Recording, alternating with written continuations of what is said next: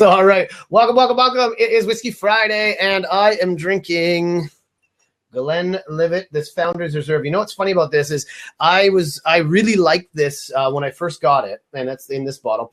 And when I bought it the last time at the liquor store, the guy said, do you really like that? And I said, yeah. He said it's quite flowery, in his opinion. I was like, it's not flowery. It just tastes like scotch, right? And as I've been building my palate, one of the last shows, Krista brought me this Lagavulin, which is very peaty. And so when I was drinking that pretty much for an hour straight, and then I tried this Glenlivet's Founders Reserve, now I can taste how flowery it is. So if you're ever going to drink like a Founders Reserve and you have something peaty, be prepared that the peatiness will allow you to taste all the other flavors in other whiskeys. So that's what I'm drinking today, the Founders Reserve, and I'm staying away from the peat. It's delicious. Last week was delicious. Curtis, what are you drinking? You got the white stuff, right? Baby, you got the white stuff. Maybe we'll try that a little bit later on to the show. I was actually just saving it for you, but I'm drinking Glenlivet to start off with, just 12-year.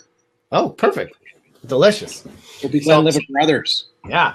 So today, I'm gonna say what we're talking about. I'm hoping David's coming on to join us pretty soon. So that he's logging in. He just has to click to call in on one of the seats. And what we're talking about today is, it's kind of fun. We're having a guest on today, and hopefully he can get this all sorted out. I can see he's sending me a message on my other screen. And if not, then Curtis and I'll talk about it. But we're planning. We talked about trying to open up Chrome keeps taking me back to the download page. I don't know what's going on. All right. Well, he'll figure it out. What we're talking about is we had David come and speak at one of our events a couple months ago at the Evening to Inspire, and he was talking about some of his stories and some of the stuff. And so he visited me a couple weeks ago talking about personal development and building this retreat. He's got this idea for this, and then Curtis and I have been talking about for our clients is to build sort of a mastermind weekend where we take them like somewhere really cool, like what were we saying, Port Renfrew or something like that, and do just something badass to help our clients sort of make these breakthroughs and do cool stuff, do some sort of like spirituality as well as business, and really just crank it out for a weekend. So that's what we've been talking about. And David and I talked about how we could actually build something bigger with more people, drop the price point, something like a social media camp or some of these more sort of like bring in speakers and get people to get out of their comfort zones and do stuff. So that's kind of what we talked about. And he said, well, let's have a drink, let's have a beer, we'll sit and talk about this. And I said, well, instead of doing that, I've got the perfect forum, the Whiskey Friday. We'll sit down and we'll actually map this out live. And so hopefully David can join. If he can't do it, we'll do another session. But then Curtis and I we'll start mapping our stuff out at the same time. And so what we're looking for from anybody that's is watching this, that's participating, we're asking for participation today and to share any ideas that you might have on if you were to attend a weekend to help you sort of break through challenges for your business, for your personal development. What are some things that would be important to you? And as we start talking, put your hand up, put the questions, feel free to jump in, and we're going to try and keep this focused over the next hour on actually mapping out a really cool weekend. And so, and Curtis, maybe why don't you start and give me some thoughts while I try and help David sort his life out.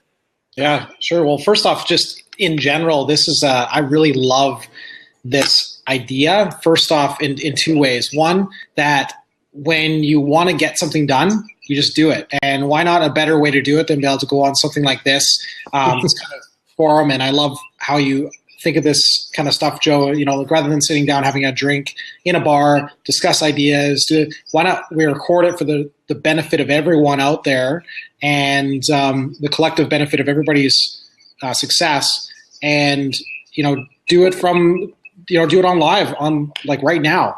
And the other one was that I think it's really amazing when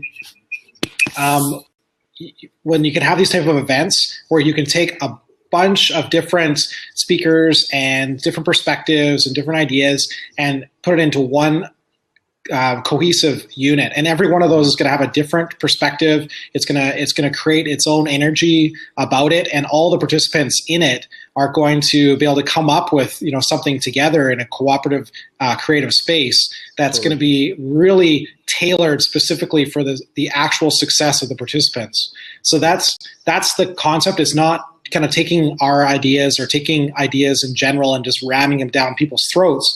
This is going to be in general, I love ones that are more cooperative, ones that are actually solving problems as you go through it. And it really highlights the consultative selling process that you talk about in solving people's problems.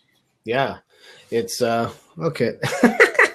He just sent me a message. He just restarted his computer, now can't find Chrome. So I don't know. Try Firefox. I don't know what he said. Maybe is it Firefox you use? Try Firefox. I use Firefox. Yeah, I like the way that it handles it. I mean, I imagine Chrome is just as good. I don't know why Safari doesn't work the same, but whatever. I know you use Mac or you use PC, right? So you're Chrome, anyways. Sorry, I hope that doesn't insult anybody who's watching. I love PC, but you know what? I really don't care. People do fighting between Android and iPhone. Is whatever you like it, man. Whatever you want to do it. I don't care. Just use it and get it done. Use it, get shit done, man. So why don't we, first thing, because again, this is essentially, and I'm going to record it on my cool smart pen here too.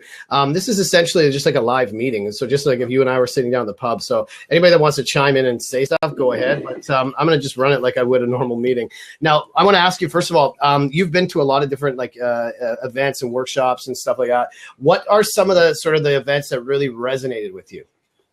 Well, first off, just the participation ones where you're actually participating in how it's being laid out for the information. So I don't particularly enjoy ones where it's just a conference where I go and I hear a bunch of speakers that, have certain ideas about things that are all directed towards a certain goal.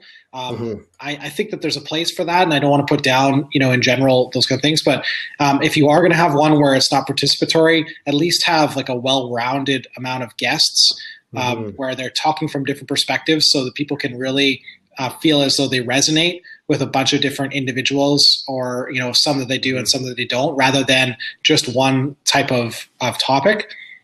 So that's what I like. So if it's possible, and when I say participation, I mean ways to be able to have breakout sessions, have it so that you do maybe a 15, 20-minute presentation, something that keeps people's interest, keeps them engaged. And then throughout that process, maybe have a breakout session into groups or and then actually solve a real problem or solve a solution that could be, generated from the audience itself, or potentially maybe ahead of time people can send in their solutions. I love we team up a lot with MetaMend, and they do a great meetup that's locally here that just talks about internet marketing and just online strategies. They're really good about one of their sessions. They actually took some of the ahead of time some submissions from the audience of websites, and they literally brought them up and just used their tools to show how they analyze websites and just different things that they do as, this is a good idea, this is not such a good idea, this is why. So it's really interactive, and it's like straight up, and you can be doing it while you're in the meetup or in the session itself. Yeah, that's very cool. I like that is the sort of the live demo.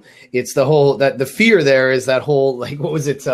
When Apple, no, it was PC when they were trying to test the new stuff, and on the screen it's just like the blue screen of death, right? So that's the fear that your live demo is not going to work. But I mean, I think that's really cool, is to be able to take a very specific business and say, now let's apply this to it. And I agree with you that, when you just have a panel of speakers or just a group of people that are just talking, at first it's like, wow, I'm getting all this great info, and we've got our books, and we're like, yeah. By the time you're done the weekend, you've got this thick book of all this stuff, but no plan, right? It's like, okay, well, now what do I do? And then all of a sudden this book just goes on the shelf of a bunch of good ideas that never get executed. And so I think I was reading some of these things today. It's like a bad idea that's executed is way better than a good idea that never starts, right? And so, that's, we got a caller. Oh, baby, he figured it out, sorted his life, accept this. Look at this. That was the quickest, if he actually gets on, but that was probably one of the quickest recoveries that I've seen on the show, of not even having to download the software to be able to get on. That's pretty good. He's a beast, man. That was like an 8 minute go. So he's maybe a Navy SEAL. I don't know what the situation, but I get what you're saying. And I'm doing a workshop here in Victoria tomorrow. And, I'm trying to make sure that it's got a good combo of, I've got a full on presentation that I'm doing, but then it's like, okay, now let's actually break this thing down and show how you can apply, and getting some feedback, getting people to say, here's this specific situation. How do we apply the framework to it? How do we apply this to my world? So they can come away and they're taking notes, and they can actually go back with a plan and say, okay, here's what I'm going to do. And I know that's what, there he comes, but that's what my man. It's a miracle. You can teach old dog new tricks. It just takes a long time. Dude, welcome to the show. Sorry, guys. I feel like an idiot. I didn't know I had to download Chrome, and then it's like, you look great. fucking address this and that. And Jesus. Cool. How are you, sir? We're good. Hi. How's it going, David? Sorry, guys. How are you? We're good. So, David, I'm gonna give you an intro here, so we're all caught up. We've just been rambling about stuff. We've got some people watching. The lovely and talented Sherry is in the other room watching. And what we talked about is an intro to you. And I said big props to you. You were a speaker at our Evening to Inspire just this past couple months ago. And really, impressed about sort of your message and sort of your enthusiasm and authenticity about helping people just do kick-ass stuff. And then we set up a meeting, and we've been trying to connect for the last little while. Finally got to chat, a couple weeks back. And you said, let's look at this WTF weekend, the weekend to fulfillment. And I was like, yeah, that's really cool. And then I thought, well, if I change my show to Whiskey Talk Fridays, I have a WTF show as well. And so we said, well, let's get together for beer and talk about planning this out. And I said, no, man, I got a forum. Let's get together. Let's sit and have a whiskey and chat about this. So before we get going, do you have whiskey with you, or do you have anything? I actually have water because I have to go pick up my kid. Come on. But I'll have whiskey later in honor. My man. So we want to welcome you to the show, and we said let's do some live planning. And Curtis and I were talking about how these events go, and I wanted to take today as an opportunity, just like we do in a live meeting. If we're sitting in a pub mapping this out, I got my notes, and we've just started sort of opening things up with what do we like about different workshops and different retreats. And a couple of notes that Curtis is saying right away is that it's not just a conference of speakers. It's not just a bunch of people just sharing ideas, but a really active participatory type thing where you have well-rounded guests, where you've got maybe some pre-work, some live demos of things where people are really participating and getting involved. And I made a note also about, the follow-up afterwards, the accountability, the post-work. And I know when you and I were talking, you were mentioning that, get people to really go out into the public and get out of their comfort zones and do some cool shit and make it a price point where people can make this accessible so they can come in and just have some fun. So that's kind of where we're at right now, just sort of live talking about this stuff. And I wanted to just get you to just start talking about your vision, your ideas, and what kind of thoughts you have around this. Yeah, no, thanks so much. Everything you said, really,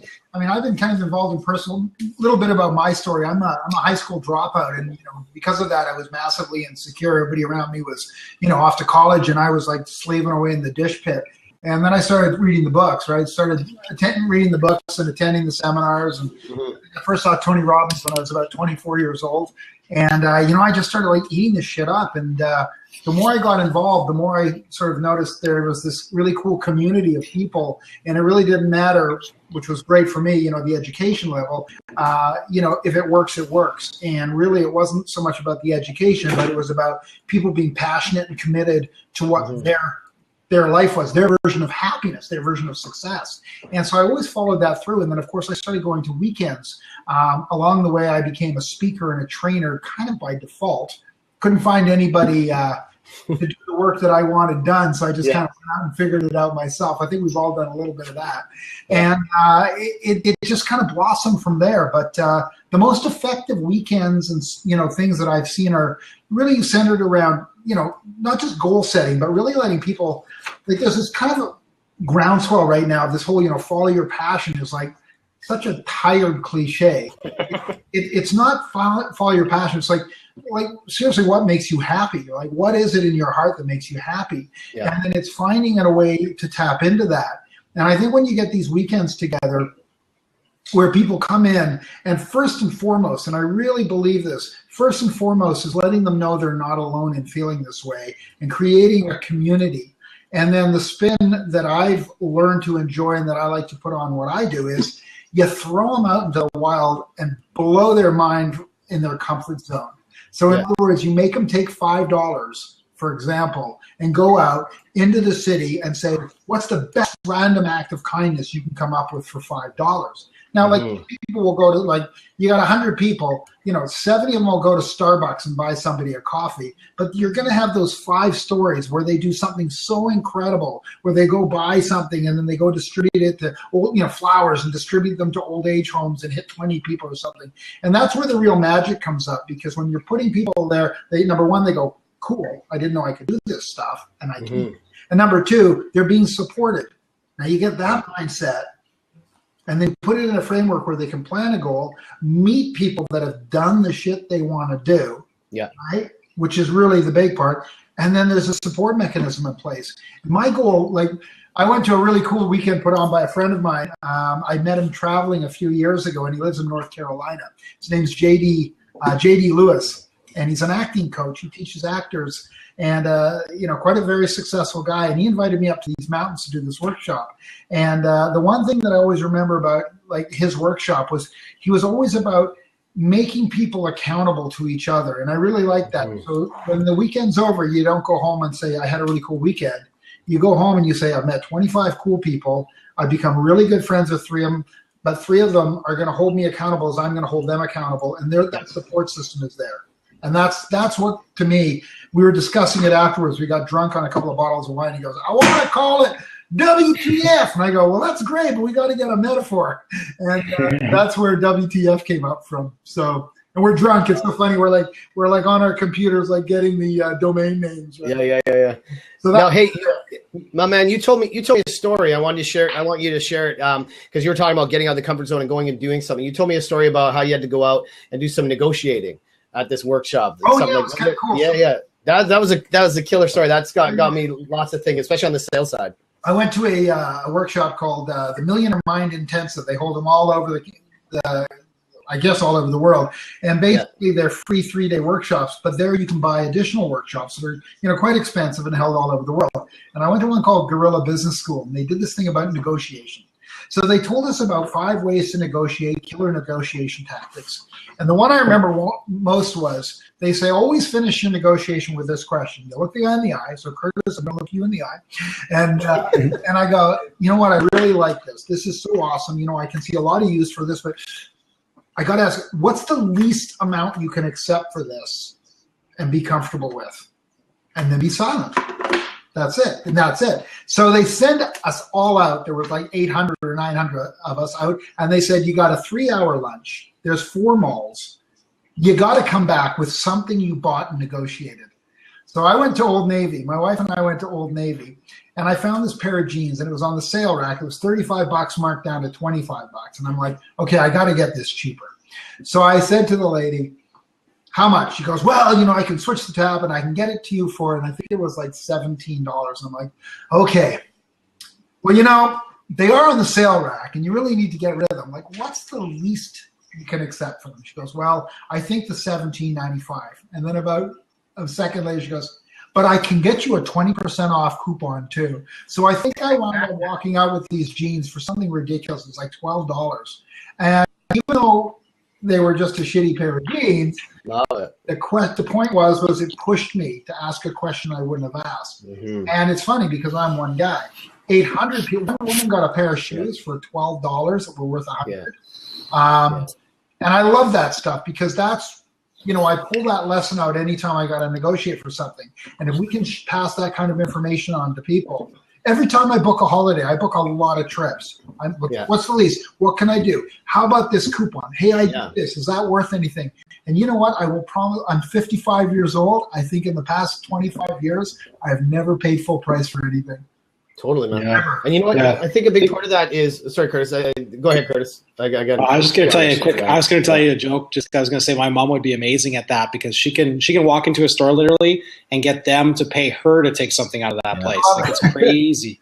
No, because you know what I like though is David is the whole premise of that, and this is all the stuff that I love teaching the sales, is at no point are you trying to do a power dynamic or a power struggle. You're respecting the fact that they have a business, they're running something, and you're just asking the question. I mean, I remember I learned years ago, just like going to nightclubs and stuff, is there's always a better way. Like, you don't have to wait in line. As long as you are like with dealing with cops or anybody in authority, like they have the control. If you try and take control, you lose. And so, we all want to meet Curtis's mom. And it's interesting you mentioned that there's no power position. That was a really big part of what they stressed in negotiation. The old copy win-win.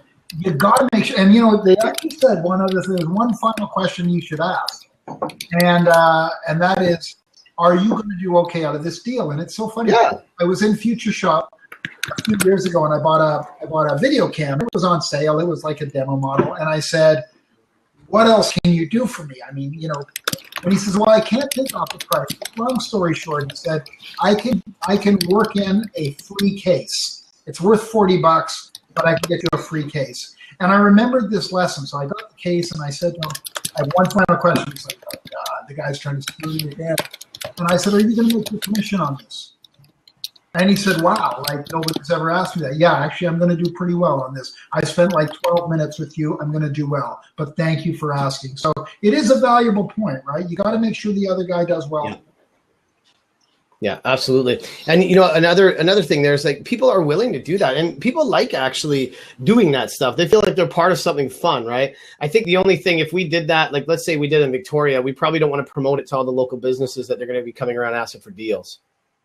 Yeah, and you know, it takes a certain kind of person to ask for that. I mean, it really does. Let's face it. I mean, one of the things, if we're going to be honest, when you're training people with personal development, you know, you get people all excited and they get what I call motivated, which means excited but do nothing, as opposed to inspired, which is when they take action. You know, that's why I never describe what I do as a motivational speaker. I'm an inspirational speaker. My goal is to leave you with the tools to go do something. And if you say to 10 people right now, random people, you go say, what's the least you can settle for? 8 of them won't even do it. They'll be like, oh, I'd be too embarrassed. And they'll pay full price. And God bless them. Yeah, and you know what's funny is just exactly what you're talking about is people ask me all the time, you know, can you come in and do some motivational speaking? And I say I could, I just won't, because that's not my jam, man. And Curtis and I always talk about this. I'm a get shit done speaker. Yeah. Like if we don't get something done, you're not gonna. Like, there's no amount of motivation and pumping you up. I mean, I've been to so many retreats and workshops where it's like, oh yeah, and you leave all excited, but you're like, now what? And then it just like that feeling of like now being defeated and not knowing what to do next is kind of it just becomes this weird sort of negative reinforcing loop. And so I think as we start, I want to dive in and start mapping this thing out.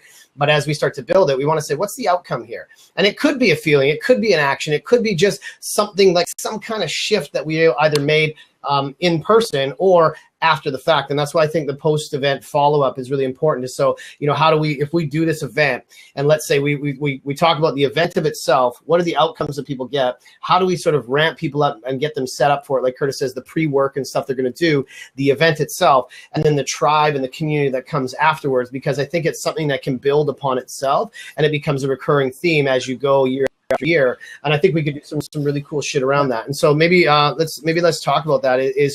So I'm going to break it down into sort of what happens. There's the sort of the promotion of it, which we can talk about once we figure out what the hell it is. The pre-work, which we'll talk about once we figure out what we want them to do. The actual event, and then the deliverables of the event, deliverables, and then we're going to talk about the post-work. And then the community activity. So I think those are kind of, 5 different areas. Have I missed anything on that? Did you get promotion?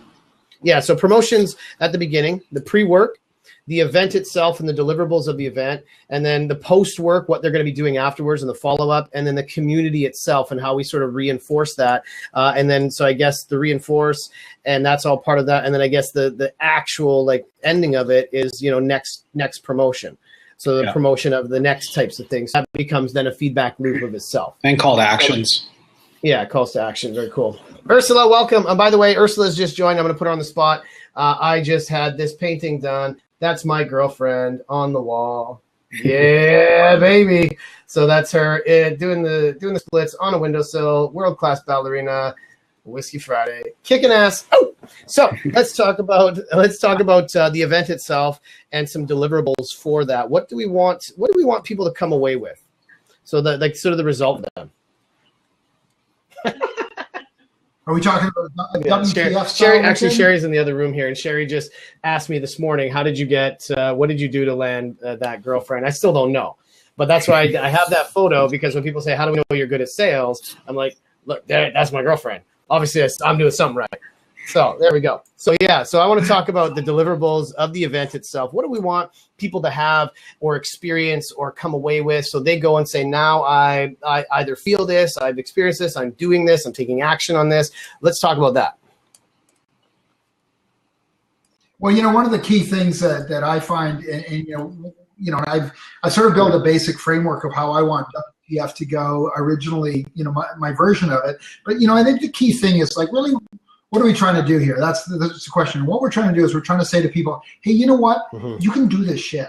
And when you meet people that do this shit, like, it's crazy. Like, I mean, like I said, I'm 55 years old. I'm at a point in my life now where I've earned the right to have an opinion. And I'll tell you, I'm a guy who, never made it through high school. I bumped along. I've had some really heavily, poorly failed relationships and all. Yet I'm not like the happiest guy alive. I've been able to do a lot of traveling. I've been able to chase. I did a TEDx talk in Vancouver last year. I mean, how's a schmuck like me can do this? And I said, how is it? And that's what I want people to know is, like, if a guy like me can go out and do it, then anybody can do it. And it's really about having a plan, following the plan, and understanding that, you fall down 8 times, you get up 9, right? And that, that's important and we've all got those stories, and that's what's important. It's never about me. I'm a story of 1,000, but we all have those stories. And one of the key things that I think that make these weekends amazing is people walk away, they get these booklets or like workbooks, and they work through the books. Tony Robbins built the best ones. I've seen him 4 times. And his were great because he would say a sentence and then you fill in certain words. So you're active, but you're not busy writing. And then what it is, and then as you do your exercise, you write down what happened. So you have a module, let's just say a comfort zone module, 10 things that you're scared of, what you learn from the exercise, reflect with somebody else. You write it all down. But on Sunday at 5, when you leave after the Kumbaya session, you've got this thing. It's living, it's breathing, and it's got follow-up stuff for a week. And now you're on your way. And that's the difference between people that leave these sessions all riled up, go home and go, what's next? Well, what's next is written in front of them because they've done the plan. And that's what they launch from, because I'm sure both of you guys know, and everybody out there knows, is you get the ball rolling on this stuff. Yeah. So if I can summarize that, so we want to have, I'm making some notes. You want to be able to have through this process some kind of a workbook that they can work through, something that, keeps the, solidifies and sort of gels all of the messages and the material. And that's it. I'm out. Anyways, so he's got a workbook that there you go. Here's the first one that I made. I called it the Success Blueprint, and it's actually a download PDF. I think I may have sent it to you, Joe. And basically, I'll just show you an example page. Define what success means to you. So they write in that, and then the exercise that come after that, right? And the goal is that, next week they're like, where am I supposed to start? They can go back there and see the steps that I've written. Because I think it's about having a plan and following a plan for everything. Gotcha. I'm just going to comment on Dan and Curtis are chatting here. This is not just necessarily for your business. We're trying to build a retreat. And I love what you just said is that the ultimate goal of this is the feeling that you can do this shit. Whatever this shit is that you're trying to do, by the end of the weekend, whether it's you want to have a better relationship, whether it's I want to have the clarity, I want to have something in my business where I'm like, okay, I'm going to take this next level, or whether I get, I understand, how can I be better at my job? How can I be better as a father? Whatever it is. And so that's kind of what we're looking at building, is that by the end of this, you have some clarity around your world. And like you said, is how to be able to have a plan, follow a plan, and how to see it through. I think a lot of times that's what's going on. And I like those. I like all those deliverables. And then we use a workbook to help people sort of like get that together, rather than like we talked about earlier, is I've been to a bunch of workshops where you have all these speakers and you bring your notebook and you start taking notes. And by the end of it, you have a lot of notes, but no idea what the fuck to do with them. And so now this just goes on the shelf where you're like, I don't know. And so then it gathers some dust. And it also is then a negative reinforcing loop where now you're like, I have all these ideas and I can't do anything with them. So I think the goal of this is to be able to say, let's take, maybe it's to take one idea and map it out, right? Whether they take action on it or not, it's to be able to take something from start to finish. And it was funny, actually, today, Sherry, who's in the other room, I showed her what it's like for me to have an idea of a blog post and a podcast, and within an hour to be able to have it recorded, edited, audio, put it up, write the blog, get the image, all it done, and it's done. It's like, that's just boom. It's just like that. It's done as a package. And it takes some time to be able to do that. But to be able to record a 15-minute audio and then do that, that's kind of what we want to be able to help people do, is say, whatever you're trying to do, think it through, so that you can take action. Does that kind of sum up what we're talking about? Yeah. Well, yeah, Melissa, I think really let's pull it right back to the very, very beginning. Like, here's the genesis of this idea. Okay, 25 years ago, success was always defined by a big job, big car, big house, big money. We all know that's bullshit now. It's a different world we live in today. I'm the happiest guy alive in my little condo, downtown Victoria, right? I drive an old beat up car, you know, but you know what? I travel. I'm going to Ecuador in a couple of weeks. I just got back from India a few months ago. That's success for me. I got a great family. I got nice friends. I'm meeting cool people every day. That's success for me. It's different for everybody. Right off the bat, the people have got to identify what true success means to them, what it means to them. And then they've got to make a pathway to that. It's one thing to say, oh, I want to travel. Because I'm a traveler, I always say to people, do you want to travel? And they go, oh, I'd love to travel. And I go, what would you like to see first? 90% of them go, oh, I don't know, maybe Europe. Well, that's not somebody who's passionate about traveling. But if you find out what they are passionate about, maybe it's their kids, maybe it's, you know, building belt buckles. Sure. So I don't know. Yeah, keep going. Yeah. No, keep going. I'm just going to say, people got to find out what drives them, right? What they're passionate about, and what's going to make them happy. Once they identify that, then they can do the rest of the work. Because there's no point in, you know, climbing a ladder if it's up against the wrong wall. Yeah. So here, you know, as you're talking, I think maybe as a structure of, you know, like a recurring theme is it could be like whatever that retreat is, whatever we call it, weekend of fulfillment, is the first section is really just redefining what success looks like as a whole, right? Shifting the thinking of success and then saying, okay, now helping people. The second part is helping them define what success looks like in their world. The third step would be how do you work towards that success? And the fourth one would be taking action on that success, because I think that sort of completes that. And then the follow-up and the accountability is all sort of a subset of that. But I think would you guys agree that that's kind of the 4 steps is redefine it, then define it, and then, you know, make a plan and work towards that plan? Would you say that's probably... Yeah, the framework that I've got is very similar to that, but it starts off as, and you got to remember, we're talking about a group of people, and it's very important that a big portion of this is building that group into a tribe, right? Because these are the people that when we're gone, you know, we're available online and, you know, call me up or send me an email. But the bottom line are these are the people that are going to be connecting with every day to sort of like, I got this cool new friend and we're doing this shit together, right? So you start off with a massive team building, right? Make it fun, team building. But really what you're doing is you're connecting people. You're finding out who the leaders in the group are, who's going to make things happen, who you can count on later. And then you start having activities. You have those activities like a comfort zone challenge where you send people out, a gratitude challenge where you send people out to learn to be grateful. And then they review where they're unhappy. They make a plan. They design the life. They rewire those beliefs as opposed to, you know, I'm too old turns into I've got this incredible experience and I know how to tap into other people. And then you do these things. And then finally you get them to start off with a vision board. And people love those things. Mine has just been insane for me. And you do a vision board. You get them to do vision, which is so much fun. It's arts and crafts class for adults. And then the next day, they make the plans. Well, why did you choose that sunset? I've always wanted to go to Hawaii. Okay, well, what has to happen for you to get to Hawaii? Well, you know, X, Y, and Z. Let's get that into a plan. Yeah. And there we go. And then they find out what. Yeah, what I have a vision board. You can't see it, but it's me. It's basically just pictures of me and Curtis running through fields. So that's pretty much what I want. Butterflies. We chase butterflies. We'll hold your hand. Come with us, man. It'll be delicious. But yeah, no, I like what you're saying. I think that's part of it is putting those challenges out there, looking at the tribe, and so yeah, that makes sense. I'm trying to think. I'm trying to imagine. So now the deliverable at the end. What are these guys? They're gonna have a plan at the end. Is that what you want to have them have? Well, they've got a living, breathing document that they've been working on. They've been writing in for 4 days. They've been taking notes, email addresses, websites, interesting articles, cool things they didn't know about. Now they've got the fuel to light their own fire. And then they've got the next 6 steps planned out in a mind map or 10 steps or whatever to figure out how to get to Hawaii.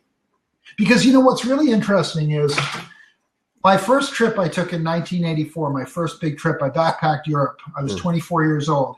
And it was like the biggest ordeal. Now when I book a trip, I book what people call trips of a lifetime. It's like a 10-minute thing to do, and it's done, right? I mean, it's not a bit because I'm used to it. It's getting people to do that first hump. You know what? I can see Curtis is nodding. He knows exactly what I'm talking about. Getting them to take that first step, showing him it's possible. asking the question, what's the least you will accept for this? And that's a big one is I know when we do a lot of training is we look at I'll give you an example. We do a lot of stuff with sales on micro commitments. You don't need to make big sweeping steps. There's an article I read on when people are registering for webinars. They do all these testing on what buttons work really well. And the button, there's all these things that say claim my seat, register now, all that kind of stuff. But the one that's like kicking ass on everybody is the one that just says show me the dates. And so you click on that show me the dates button because now there's no commitment there. But once you've clicked on show me the dates, it's the exact same thing that happens when you say register my seat. But it's not a commitment you're saying. You're saying I'm just curious. And now you've seen the dates and now you say register. And so that level of commitment, like taking it in the right step, in the comfortable step, something that's manageable, something that's comfortable but pushes you a little bit, is what's converting at like 50% higher than the other ones, which is crazy. And so it's the same thing with something like this. We want to say, what are the steps that are manageable, that are doable, that are pushing you a little bit further? But if they take this step, now it's a new reality. And they take this step, it's a new reality. So we want to look at, as we map this out, what's the change in reality we're trying to create? And so I like this, what you're saying is that, by the end of it, you're going to have this living, breathing document. You're going to have emails, you're going to have contact, web addresses. It's the fuel for you to take action. And then you're going to have your next couple steps planned out. You don't have to think about how I'm going to get, to the moon. You just got to think about how I'm going to put on my moon shoes. That's it. Let me tell you a perfect example that just happened to this. There's this moronic old man who doesn't know how to get on to bloody blood. I was like, oh, what's the story? I get it. Incredibly handsome and charismatic young man who said, this, and this, and you'll get there. And I was intimidated when I did it. Now, I probably left it too late. I've got a crazy week, but I got on Twitter this morning because, Curtis, I'm not on Twitter. I had my first tweet today, which said my first tweet. I'm not a huge social media guy. I'm learning I have to become more of one. But the point is I wanted to participate, and Joe and I have so much in common, and we have so much to talk about that I knew that I had to do that if I was going to get to that next step. It was a break for me to do this. Yeah. High five. But that's all we're asking people to do. Hey, listen, you want to connect with 6 people? Here's a tool. We're going to show you how to use it. Yeah. In 5 minutes, you can connect with those 7 people. Even cooler, they're all around the world. And suddenly that opens up doors for people. And it's totally, and I was just thinking about one of the things I always have my clients do, which absolutely stresses the shit out of them, is get them to do recorded videos. I'm like, yeah, just do a quick, the stuff that they always say. I'm like, yeah, just shoot me a quick recording of that and fire me a video. It's just like 20 seconds. And I make it so that it's like not a big deal. But then they spend days on it because they're like, oh my God, I've never done this. And I'm like, when is it? Hey, you got to get that done. I give them a timeline of like, they have like 1 day to do it. And they're just like, it drives them crazy. And when we listen to calls, we listen to recordings, that kind of stuff, I love pushing people out of that comfort zone. Just say, all you got to do is this one thing. And once they do it, like I had a client this week, I'm like, oh, you just got to call this one company and see if you can get a deal. Knowing completely she's going to get an answering machine or a receptionist, or she's not going to talk to the guy, but just pushing her to do it. She's like, you knew I wasn't going to talk to him. I'm like, absolutely. But she did it. Now everything else is easy. It's just like now she's just tumbling down the hill of easiness. But that's what we're trying to do. And so that's what I'd love to see in this retreat is what are some of the things that, like you said, the comfort zone, the challenges is the comfort zone challenge, the gratitude challenge. I'd love to get people to go out and make a smartphone video, do something where now we're going to share it. And we have people come in and we get them to like bring it up and we say, oh, we're going to share that. We'll put it up on the big screen and be like, this is what we did. And so maybe it's an interview with somebody or getting somebody's story, and the best story that we like, shit like that. It's just like, it's super fun. Scott, what's going on, brother? And so let's talk about that for a sec. So we've got one of the deliverables here is some kind of a living, breathing document that gives them a bit of an action plan at the end, working back to saying, okay, what are some challenges? And I know, David, you've got some examples of some challenges. Then I want to come to Curtis and get some feedback from some of the things that you've experienced with some of the projects you've been doing. But what are some other challenges that you've seen being put out in these events? DKF, for Curtis. It's you. Oh, sorry. Challenges at the events. Well, I think a lot of it. It's funny. I know, Joe, you're familiar with WTF. Curtis, are you familiar with World Domination Summit? No, I'm not actually. Okay, put on by this amazing blogger, Chris Guillebeau. He's got a blog called The Art of Nonconformity. It's kind of my Bible. It's kind of where my life has gone. Really, it's about finding what you do, what you want to do, and doing it. And here's a note. Chris is actually promoting his new book, and he's coming to Victoria, which is incredibly rare, May 12th. Check it out. Mike Vardy's organizing it. He is the coolest guy to go see. DKF, do you have a link to it that we can throw in the comments here? Okay, I'll let you keep talking, and then when Curtis starts talking, just pull it up and throw it in the in there. Yeah, I will. So, anyways, you know, the key of this is I would go to World Domination Summit last year with 3,000 people, and I went to the Mixer the opening night, and it's funny. I just learned to say hi to everybody. It's just my shtick. I say hi to everybody, and people go, "Well, you're an extrovert. I'm an introvert." No, man, it's hard for me too, but I know that if I'm going to travel to Portland and I'm going to be around 2,999 people that are traveled from all over the world, I'm not going to get this opportunity again, so say hi. And I think that's one of the biggest challenges is teaching people to say hi, to reaching out. When you're in this controlled environment, it's important for people to understand that we're all on the same team here. We're all in the same tribe. And I would just reach out to anybody. I'd say, hey, what's your name? What's your name? It's funny, Curtis, do you know Mike Vardy? I don't know. That name sounds familiar, but I'm not curious. You got to meet Mike, man. He was one of the speakers at Soho as well. And I don't know. So he's the productivity he lives here in Victoria, but I met him down in Portland. I'm like, dude, Victoria. I go like Quadra. He's like Fernwood, sweet. But what's so cool is you just reach out and you meet. And I think it's letting people know that. And this is one of the mechanisms in place for doing this at these retreats is by every activity, comfort zone activity, gratitude activity, you send people out in groups of 6 or 10. Because the introverts are felt okay to go along. The extroverts, are kind of lead it, but they're all there to support each other. Because people don't come to these kind of events, like assholes don't come to these kind of events. They don't pay for these kind of events. Assholes need not apply. Is that part of our marketing? Well, they don't apply, right? They're assholes. They have their own club. Eat it. And people co-invest in each other's success is like the really cool part, right? What if we could un-asshole them though? You can't. You need assholes. Anyways, keep going. I'm just gonna keep because I like swearing on this show. Keep going. Yeah. Like if people aren't assholes, you wouldn't know. If we didn't have rain, we wouldn't appreciate the sunshine, my brother. You know that. That's my Buddha wisdom. One of the things I'm gonna cut to Curtis not cut. I don't even know what cut to Curtis means. But one of the things I saw this video, Absolutely. And I think David, you and I talked about this when we were chatting. Is this video that they did in New York where they put up this like chalkboard? Have you guys seen that one? It was on like Facebook, whatever, yes. And it was people that were writing things that they regret. And there was a 3-letter word that everybody regretted, and it was the word not. Everybody regrets stuff that they didn't do. And so we could tap into that. We could show that video or some kind of thing like that, because at the end is people don't regret shit that they did. They regret things that they didn't do. It's that anticipated future regret. Like you were saying, is like, I could have done this, or maybe I would have done this. I go to this, you were talking about going to this event, the World Domination Summit in Portland, and imagine if you didn't connect with people. That's the regret, not putting yourself out there. It's the fear of putting yourself out there that holds you back from meeting people. But then you go home and you're like, man, I totally shit the bed on that event because I didn't connect with people.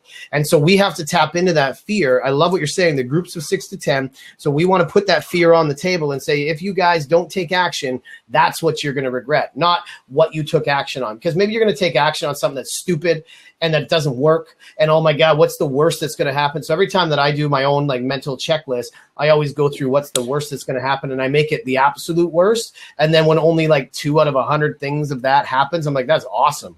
Right. So, I mean, I think we can tap into that a little bit on this as well. Now, Curtis, my man, talk to me about some of the stuff that that's going on in your head and some of the things that you've experienced and how you sort of envision some of this stuff moving forward. I've definitely Cut. I've definitely done some stuff I've regretted, but you know, I know exactly what you're saying there. You know, and it's one of those things where I think it goes back to what I was talking about is the participation. You know, things nowadays, marketing is dead. It's about creating a movement. If you've got a movement, we're looking at you know, your ROI. It's not a return on investment. We're looking at return on involvement.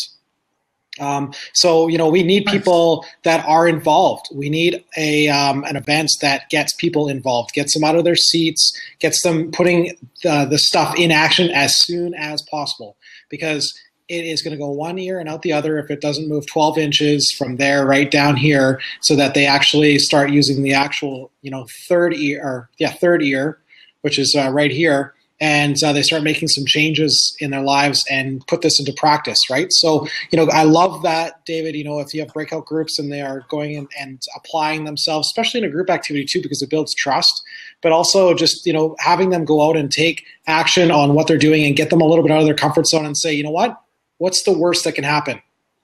You're an adult. Like, come on, what's the worst that can happen?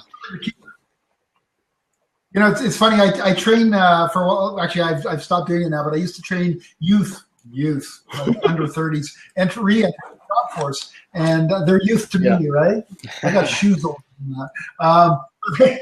But they, no, you know, and one of the things I'd say is, you know, one of the keys to success that nobody teaches us is if you fall down 10 times, you get up 11.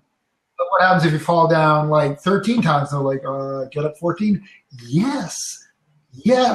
Because that's what's important. I mean, it's funny. I just wrote a post. I'm doing a talk soon about public speaking, how anybody can be a public speaker. And it's funny because people always say, I'm a terrible public speaker, right? They all say that. And you go, well, when was the last time you spoke? And they go, well, I don't, because I'm a terrible. Well, you know, I'm a terrible ballerina, and there's a reason, because I don't like dance, right? It's like anything. I know. Is that a mirror? Remember when I had you do the splits on the counter, David, with that cool wig? You look so good and lean. Well, I know you can't see below, but I'm actually doing the splits right now. This is the best. But it's true, right? I mean, it's taking people to do these simple things. Let's get back to the negotiation. Oh, I could never ask for a deal. Yes, you can. Well, you know what's funny is you talk about this, and I got my pal Sherry that's just out here. I was showing her how to set up, like I said this morning about podcasts. She's like, yeah, I got to do video, but I'm not that, you know, I'm not that good at the speaking and this. And like, you know what? And then I have this video that I found like from back when I was in university. It was only like we did a program, an online one, like 6 years ago, I think I did. And we did like one of our activities was to do like a elevator pitch for a product. And now I show everybody this because it's the worst thing you're ever going to see of me like pitching this. I'm like, hi, it's nice to see you. I would like to talk. And it's like, I'd like to talk to you. And I'm just like, I look like such a creep.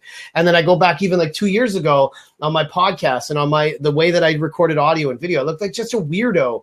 And now it's like, it takes a while to get into this mode where like, even on Blab, like we go back to our first Blab, losers, like we just look weird, like because we're like, hi, welcome to our whiskey thing, and that's what it takes. It takes some time to get uncomfortable, so to get going, and so I think that's one of the things is like, you know, I've got my notes here is what you're saying. I think one of the themes that we can bring into this workshop, into this event, is the whole idea around what's the worst that could happen, getting people to say this can happen, this can happen, this can happen, this can happen. Then you say, now what do?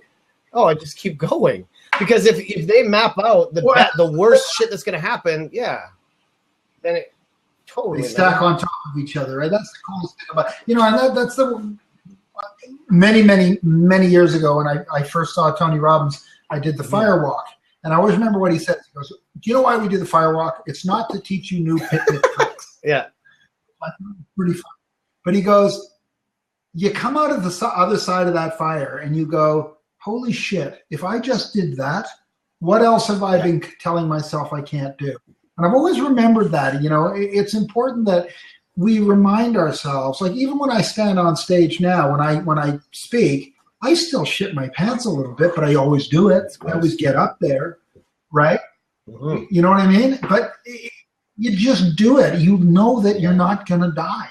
Right. So it's the same with anything. It's asking for a deal. It's asking someone for a date. It's coming online. It's being intimidated by. I had to plug in I set up a new internet phone yesterday, and I was so freaked out. But I figured, what's the worst that's going to happen? I won't have totally, man. right?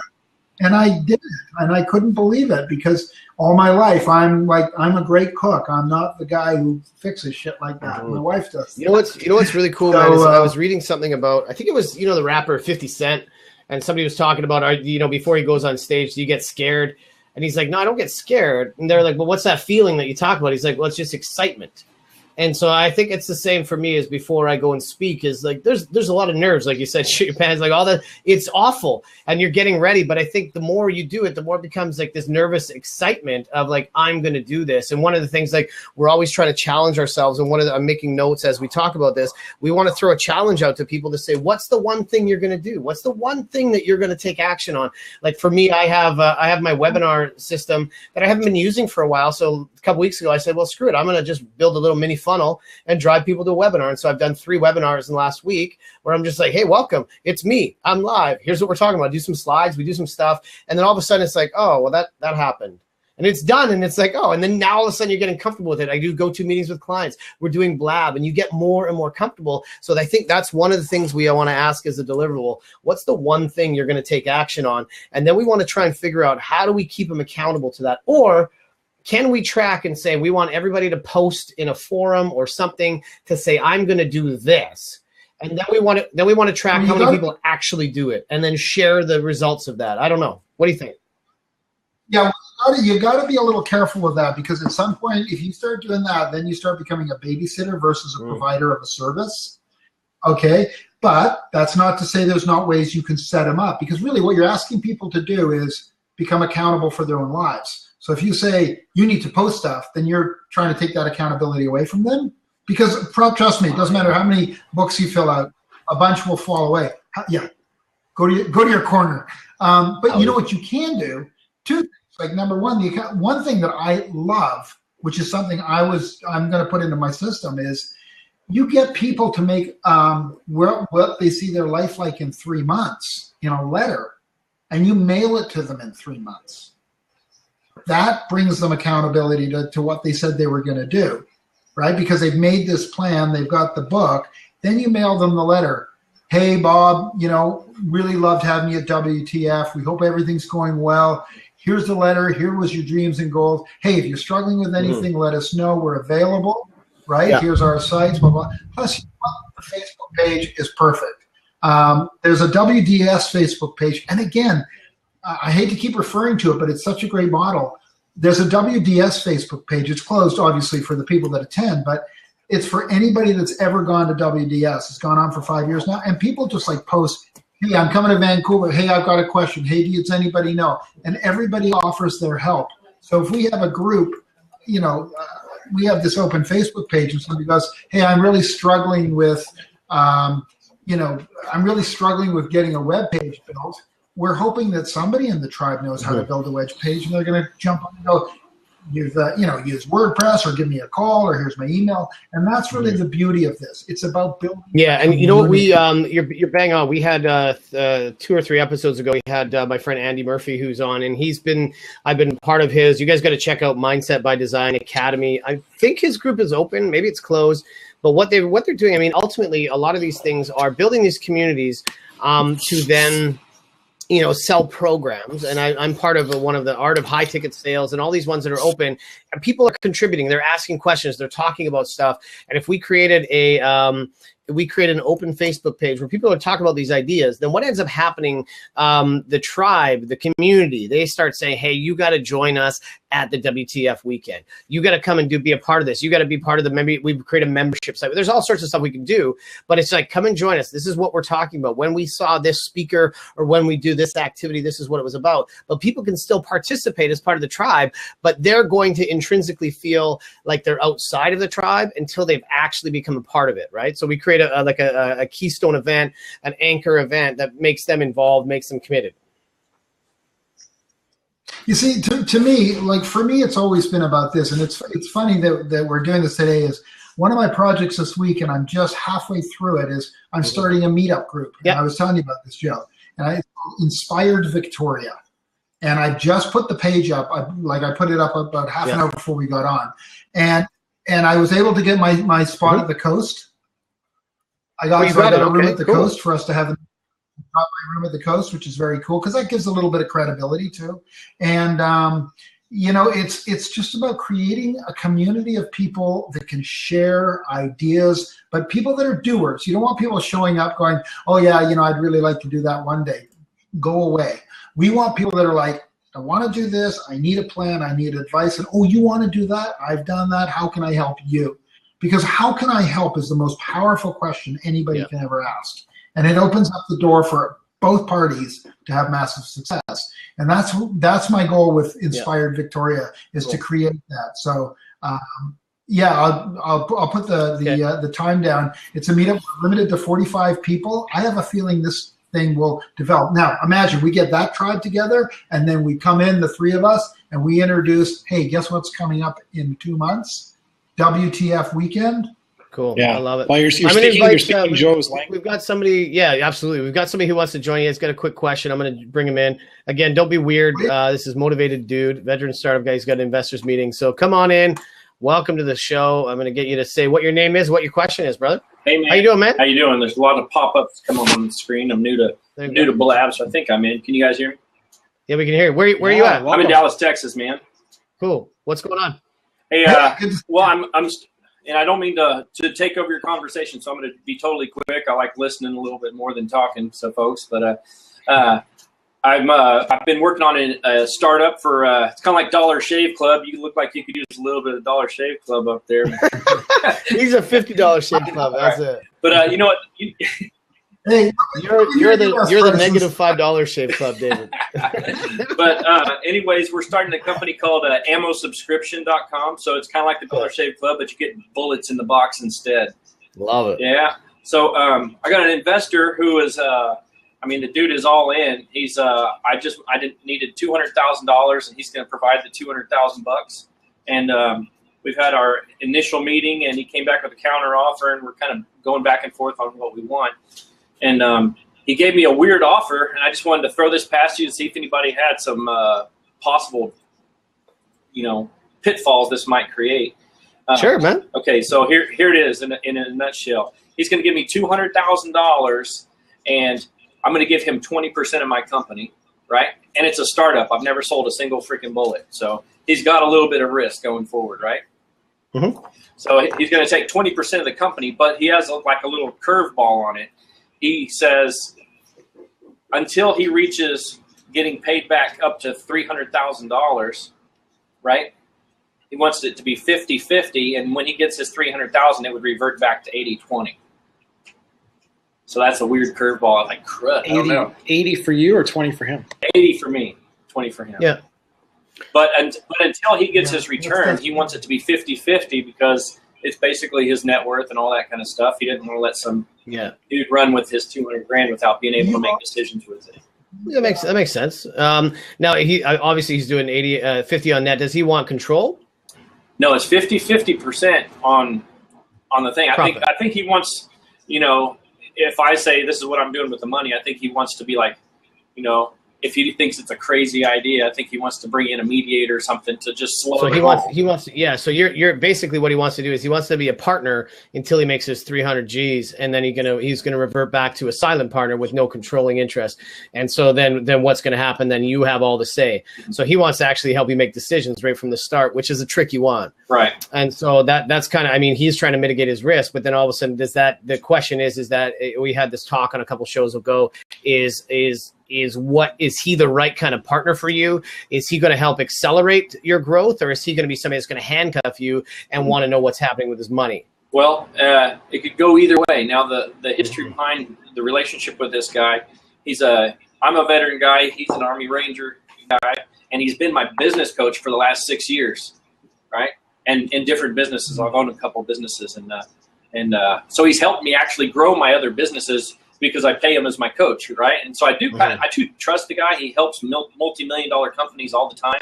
That's his full-time job. So he's a good guy to have in my strategic corner.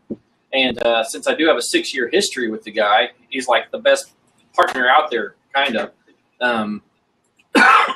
Yeah, that's interesting that you already have some history with him. That's a little different than most relationships. So that definitely and he's your business coach. So yeah, it's interesting. It's I didn't expect him to be an investor. I was trying to get, my coach to help me get my business ready for investors, and he helped me so much that he's like, dude, I just went in.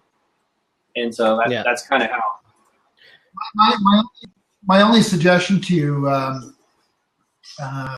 would be, make sure it's airtight, because here's the way, there's reality and here's the way it goes down. The guy's putting up the cake, he's making the decision. It doesn't matter if you're 98% and he's 2%, he's making the decision because it's his money. Bottom line, make no mistake. So you got to make sure now you have a relationship with him and he approached you. So that's a good thing. There's trust there. But my advice to you would be make sure you have an ironclad, first of all, make sure you're comfortable with this, right? But number two is, have an ironclad. If it's 50-50, that never works out. It doesn't. I had 4 lawyers for partner once. Never do that. It's a bad business model. I learned that, right? Just make sure that you have a legal contract in place that is enforceable, right? And because $300K is a lot of cake, right? $700K Canadian, and no, that's like a lot a of money, bazillion right? So, in Canadian. So that's crazy. Oh yeah, without the maple syrup. But I'd be careful. I mean, honestly, for me, business gut. It's all about my gut. I follow my gut. I'm a pretty straight shooter in business. I call it like it is. I'll be polite, but I'll tell you the facts. Are you putting in any cash? I have the ability to go out and get a loan or something, a small business loan that'll back me up about probably 6 weeks. But I mean, it's a possibility that I can go out and get some cash. I've already put in about $10,000 just to do the proof of concept and all that kind of good stuff. But David's bang on though, man. Like anytime, I've had a number of partners in the past for different projects and businesses, and everything's super fucking exciting until money starts coming in. And once money starts coming in, everybody wants to go, whose money is this? Whose thing is this? Whose business? Because all of a sudden the things start happening. No matter who it is, that's what happens, is who's responsible, who's doing this, and it changes everything. So that's why having these things ironclad, like David says, before you hit the ground running, do it. And you're 100% right, DKF, man. It's like, if this guy's putting up the money, then, he can get to call the shots. And you got to decide, is this my thing, or is this something that if this investor can help me accelerate it, it can. But, that's kind of where we're at. I think you got to go in and probably sit down with a lawyer and just say, hey, what does this look like? What does this make sense? We don't want to give you the law advice on it, but just really make sure you back it up with a contract, whatever you're going to decide, and think about the scalability of it, right? Yeah. David, you got one more thing, and then I'm going to kick you out in a second here because we're going to keep focusing on what we're doing. Yeah, go ahead. And the last thing I'll say to you is make sure you own the idea. Like it's your idea, that you can't take it, because stopping some of these guys from going, you know what, not a problem. And then they go off, and next week they open up your idea, and you're like, what the fuck just happened? I've seen that happen. So anyways, good luck to you on your adventure. All right, brothers. You bet. Talk to you soon. Yeah, the only thing I was going to add to that, if he's still listening, is have your own lawyer and accountant. Don't share accountants or share lawyers. It's like a marriage, right? These kind of business things are like a business. You go in with the right reasons, but who knows what happens in the end. It's just it's better off for everybody just to keep it nice and clean and crisp. So what about partnerships in creating these, personal development retreats and stuff like that, working with others, David, are you putting this one on by yourself, or are you going to be working with a team? When I was talking to Joe, I said, look, here's kind of my idea. And I've come to the conclusion, quite frankly, Curtis, that I need to put a team together because it would be a lot better. I want to start off small. I'm keeping the costs really low. It's, in fact, for the first couple, and I say cost as in the outlay, really what I want to do is, sit down with some guys, i.e. you guys, and say, and, I got a couple other people, and go, here's really what I'm thinking. What do you think looks good? Can you add to something? Do you think something doesn't make sense? And then if we come together, I'm a very big guy for saying if we can come together, if it makes sense, and then put together, because who knows? I mean, when Joe and I were talking, he's got an idea for one thing that is different, very cool. I've got an idea for another thing that's different, but very cool. If we kind of just do a little bit of this, maybe the thing in the middle is. Yeah, no, and I think what we talked about as we started talking, once you started telling me, well, the thing that you like killed me inside, where you're like, we want to keep the cost low. I'm like, no, I like charging a lot of money. So that's where you broke my heart a little bit. But once you started explaining what you're trying to do with the volume and the people and the impact, I'm like, oh, that's badass. So we want to make something like what we were saying is, like 200-300 people that can come and like. I don't want to do 20 people. Curtis and I were talking about like a luxury VIP kind of mastermind where we have like 8 to 10 and we really crank out very specific. So they're two totally different things. But what we had actually last week on the show, we've got some friends that they're opening up a new center out at McTavish, the McTavish Center for Arts. And so they've got a gymnasium, they've got all this space. And so we want to open it up for 200 to 300 people. And so we want to create I'm going to go and talk to them about creating all these things. So they bought that school, they're building it out. It's going to be a center for excellence, especially it's focused on the arts. So we want to create, we talked afterwards, we're creating, creative entrepreneurship type programs, really cool stuff. But this would be such a cool tie-in for that, where we could actually use that center and use the resources and the people and get involved and do something like, I don't know, like I know Social Media Camp and what we just did with Soho, anywhere from, like $100 to like $400 or $500 for the weekend is pretty cool. And if you get a bunch of people, I mean, as long as we map it out in a way that says, okay, we're going to move people from here to here, we put 200-300 people through it, it makes sense. And if we build the team, and I mean, we'll talk about it offline about the structure of the deal or the organization. We say, okay, everybody retains their IP. We create something as a team. You keep your IP, I keep all this stuff, and we can still run our own programs. And then we can sell other stuff through that methodology. But I mean, ultimately, what we're trying to do is create a movement, create a community, create this tribe, and create something where we're all involved in some way. So we can structure and that's it. And the reason I say keep the cost down is because honestly, for me, it's not about the money, because I'll tell you, the money and the lifestyle comes. Absolutely. It really is. If we can touch 200 people and then 200 people again in 4 months, and let's just say we charge $200, and I know that sounds like not much, but if we can put this thing through and suddenly we have all these people, and yet 3 of those people connect us in a way. Like somebody goes, Jesus, you know what? My dad, and trust me, this shit happens to me all the time. My father owns a freaking resort in Bucerias. Why don't you go down there and spend 2 weeks? I got a friend of mine that lives in Tulum. I went and did a trade show for her in Portland, and she goes, come and spend a month at my place. And that's called lifestyle, right? That's it. And then you're like, well, I can help you here. And suddenly you start connecting, because nothing feels as good to me as when somebody says, geez, you know what? I did what you suggested, and here's what happened. And how cool is that? And I'm telling you, you know what? We've all got enough money. We always would like a little bit more, but we got enough. But that helping people do cool things, like really cool things, it's mind blowing. And I tell you, you get that ball rolling. Trust me, in 2 years from now, you will be charging more, but the stuff you'll be selling. Because it's really about selling the independent stuff. And that's what it is, right? So somebody comes, they go, I really want to excel at my job. I went to this weekend. It was cool. It was inexpensive. I met cool people. Joe is a sales expert. Fuck, I've got to enroll in his program. Boom, boom, boom. Yeah. And I think that I love what you're doing, because then we can keep all these other programs separate from this. We can treat this, one of the things actually, I don't know if I told you, David, we're doing in April, I think April 22nd, up island at Arbutus Ridge, we're doing an all islands economic summit where we're going to be bringing in all of the sort of like the different networking groups, the different sort of meetups and all these. We're trying to get everybody involved all through the island to come in and join us in Arbutus Ridge. And I'm going to facilitate what it means to collaboratively work on the island and solve problems together. And I'm going to start to map out the models. So whether it's like this, is we don't have to create a business. We create a project. We create a shared workspace. We share a project.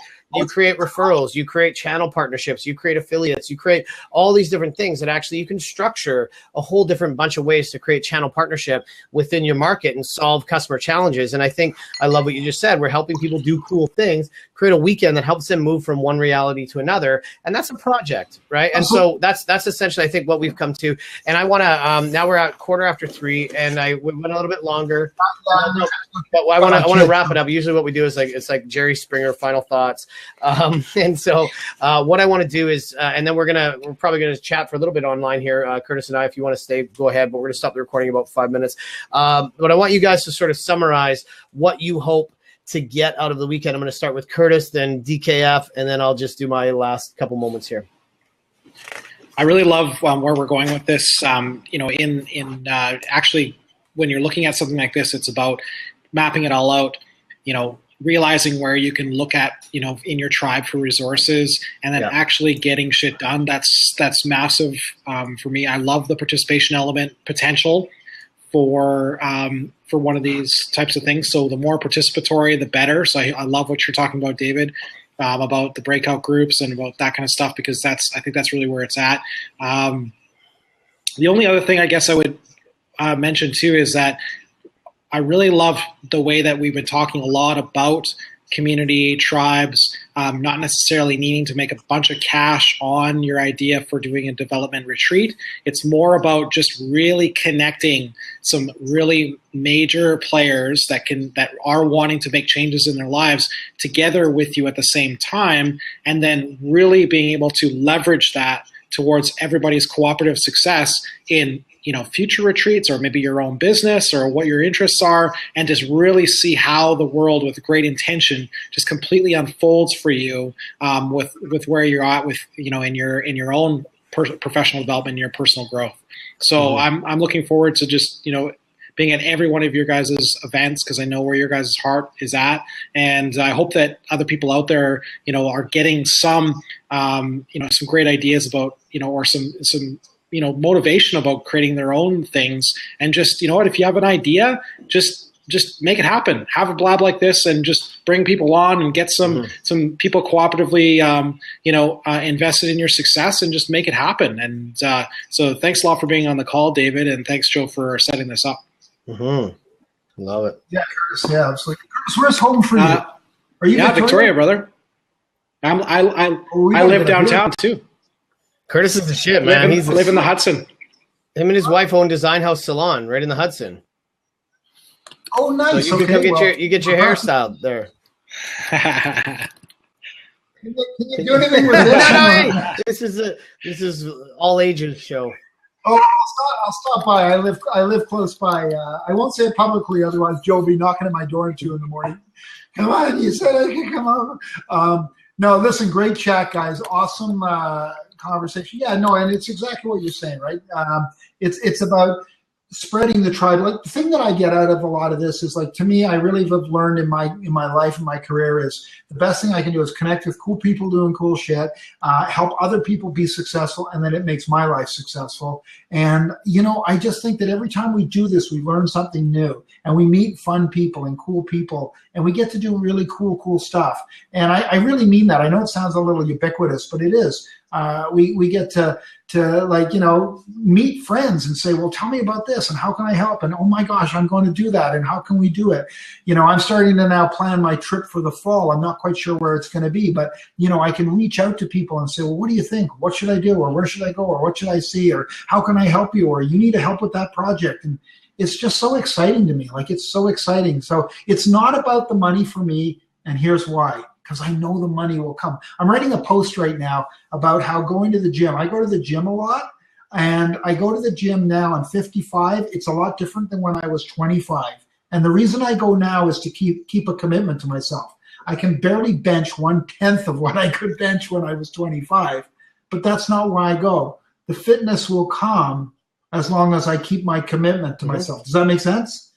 And I think this is the same thing. We keep the commitment to keep doing this and improving ourselves. Our skill set's going to come. Our soft skills of writing and speaking and presenting and meeting people and connecting are going to come. And that's why I love these conversations. I think they're pretty amazing. So thank you for the invite. You know what? And here's, as you guys are talking, here's what I'm going to throw at you. So perfect example is I did this event at Soho and spoke and did my thing. And then I was like, well, that was fun. And then I said, well, about 2 weeks ago or 2.5 weeks ago, I said, well, why don't I just do another event? I'll do a workshop. And typically I do like big corporate client type stuff. So I do it's like one sale, a lot of money. And that's how I work. And so I was like, I'll do a workshop at our space. I'm doing it tomorrow morning. And it's like $50 for 3 hours, which is a mental deal for anybody that's coming. And so I'm like, yeah. And it's probably one of the hardest things I've done in the last while. And somebody called me yesterday and said he's coming over from Vancouver to come and join me at this workshop.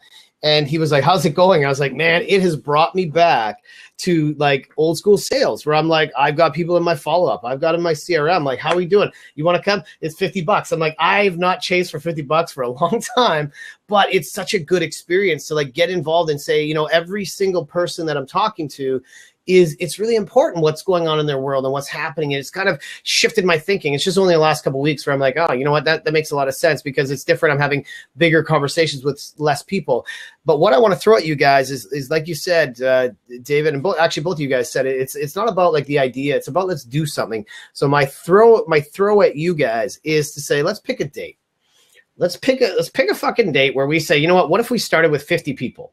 We found a spot. We don't have to get crazy. We found 50 people, pick the date. And I say in the next 3 months, we pick a date. We map this shit out. We get 50 people, maybe $200 a head for a weekend. It's not a bunch of cash. It's just to say, let's see if we can prove the model. And we create a Facebook page and this, and I've got all the tools and all the technology to run it and promote it and do it. And we just create a workbook for the weekend, bring in a couple speakers, and we fucking make it happen. And we bring in 50 people just to test it out. I know it's going to work, but let's just pick a date.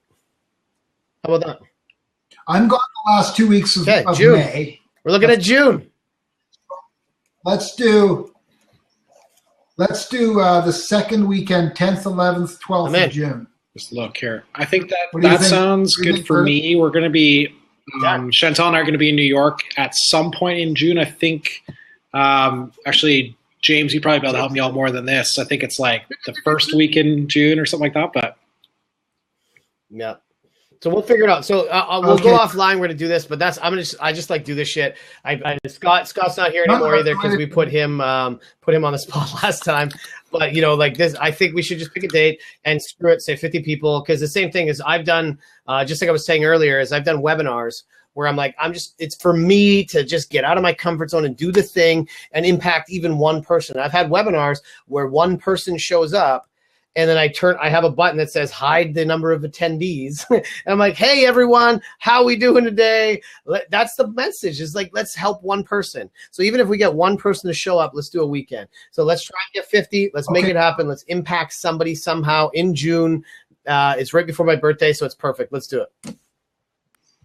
Okay, so how about on the 9th of Curtis, what's your work schedule? Hold on. No, stop. Oh, yeah, I'm going to pause the recording. I'm going to stop the recording. We're going to end. That's it for today. We're going to pick a date. We're going to make this happen. I'm going to send this out to you guys. We're going to stop the recording and keep talking. So you guys are just going to watch this ramble on.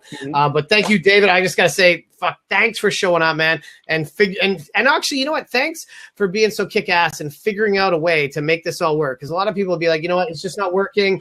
I got shit to do. And they just went to do something else. So thank you for doing that.